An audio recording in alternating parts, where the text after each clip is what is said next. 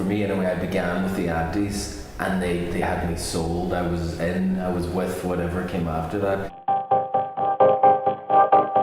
2 aunts. I thought that was fantastic. I really love the aunties piece. It has a lot of warmth. You can see the connection with the photographer and her subjects. As I was walking, looking at the photographs one by one, I was thinking, that's my grannies.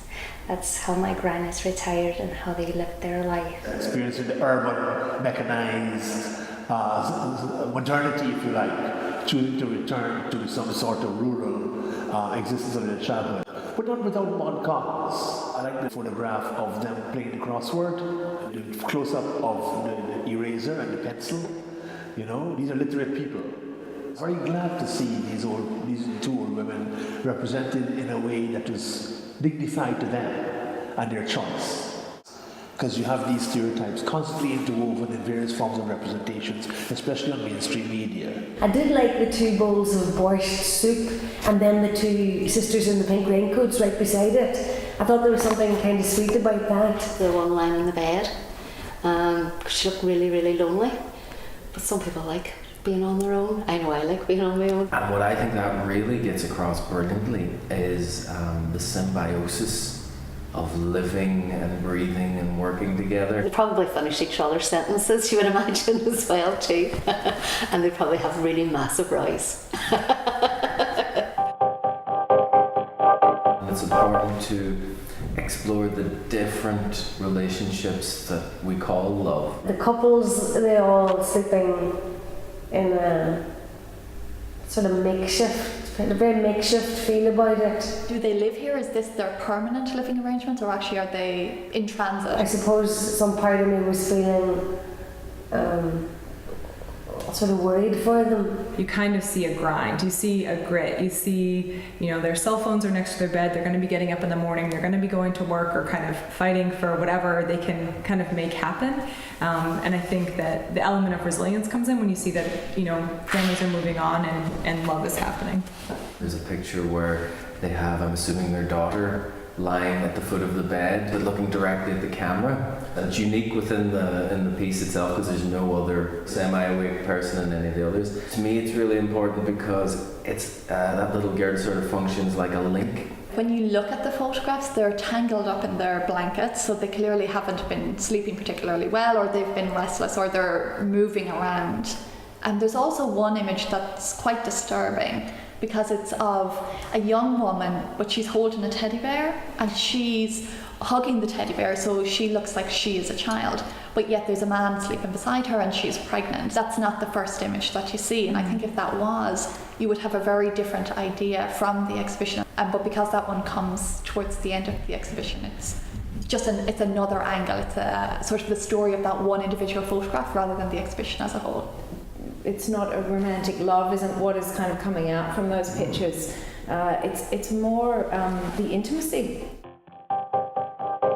There was a really interesting dichotomy between the aunties and the piece on the opposite wall, where the aunties piece, obviously because the photographer was a family member, and in the other one it was a stranger just going into these homes, that it was like night and day, the level of connection. 2 of them traced one family. It was like the sisters and the aunties throughout, and then the other was the family with the young child, and then the others were kind of hodgepodges and mixes and much broader. There's a broad age range going on here as well, which is great to see. There's a nice, I think, balance between kind of more dynamic shots and more kind of peaceful and restful. Consumerism does not come through from these photographs, and I'm glad for that.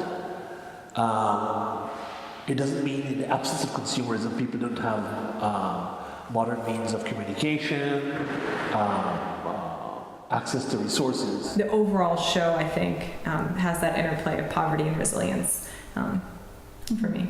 And of sort of a community working together, or of individuals working together, whether it's family or whether it's other people who are involved. A picture of the mother and the father sitting on a lounge, and their young daughter is standing on a table in front of them looking at them, and she's smiling and she's sort of looking like she's quite pleased with herself and she's trying to engage with her parents. They have the merest sort of smile on their faces as well. So it's not a sort of smack you in the face, this is a picture of family love, but there's just something warm and lovely about the little upturned corners of the mouths of the mother and the father and the way that they're looking at their daughter. A limited interaction with the child, not absence of love. At the same time, there's a nice photograph of the child with her, I assume her father, playing with his hair, and he's looking at her very lovingly. And I have no doubt about their love for their child. There wasn't one photograph of that child being nursed or that child being lifted, but who's to say that they didn't love her? There was a lot going on in that small family. You don't necessarily know what's going on in the background. So like that one where the child is hanging out the window and you're sort of like, you know, you want to grab the child, but we don't really know if actually there's somebody on either side of the child, or if actually the child couldn't even fall out the window. Sometimes the photographs can present an image that might not necessarily be the reality, or we can't see the whole reality. I've seen things like that from my work, families portraying their own fears on their child, and then that child growing up with their fears.